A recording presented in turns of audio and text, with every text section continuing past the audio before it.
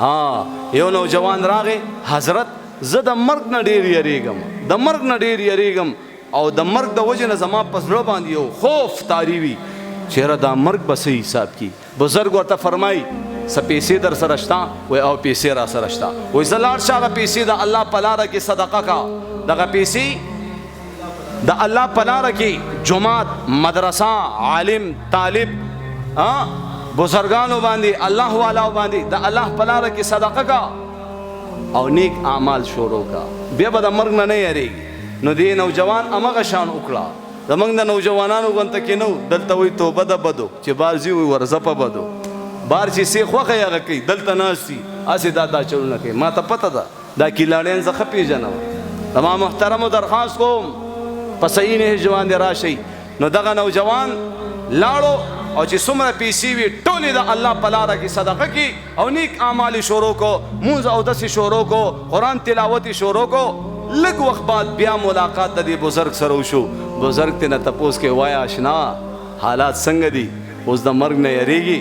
وایي حضرت اوس خو د مرګ نه بالکل نه یریږم، خو حیرانتیا خبره دا ده چې اوس مې شوق پیدا شوی چې کله به مرم، اوس مې شوق پیدا شوی چې کله به مرم. بزرګ ورته وایي دا ځکه چې د انسان په کم ځای کې خزانه وي، په کم ځای کې خزانه وي، د انسان زړه هغه طرف ته غواړي. مخکې ستا خزانه په دنیا کې وه او ته یریدې که مرګ راغی خزانه به مې پاتې شي. اوس تا هغه خزانه مخکې ولېږله ځکه دې اوس زړه غواړي چې مړ شم او زر جنت او باغات او محلاتو ته ځان ورسم.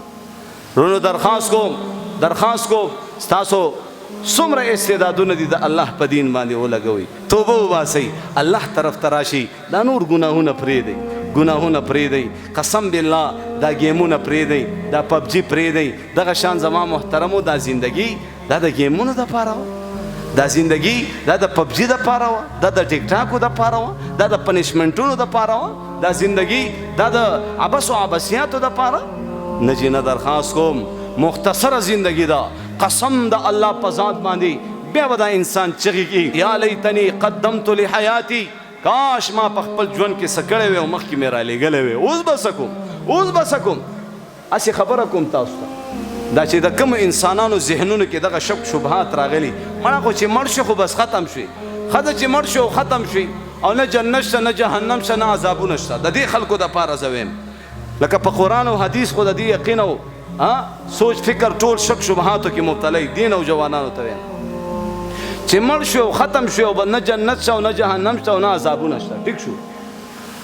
نو ځه او نیک اعمال دي نه کړي، نو ځه بېله خبره یا نیک اعمال دي کړي د الله په منشا دي زندگی تیره کړي او مړ شو او ختم شو، نه جنت شته او نه جهنم شته او نه عذابونه شته، خو بس ټیک شو.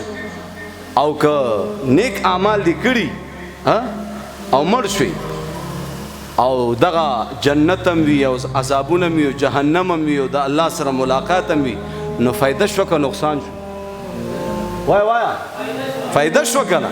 نیک او چې نیک اعمال دې هم نه کړي او هلته چې کوم دی جنت هم شته او جهنم هم شته او د الله سره تنها ملاقات هم شته او حساب کتاب هم شته او نیک اعمال هم در سره نه، بیا فایده شوه که نقصان شو؟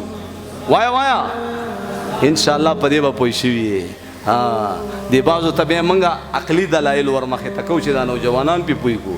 ډېر نوجوانان په کروڑهاو خلک داسې دي الله نه مني. الله کم دی؟ الله نه مني، خبر عذابونه نه مني.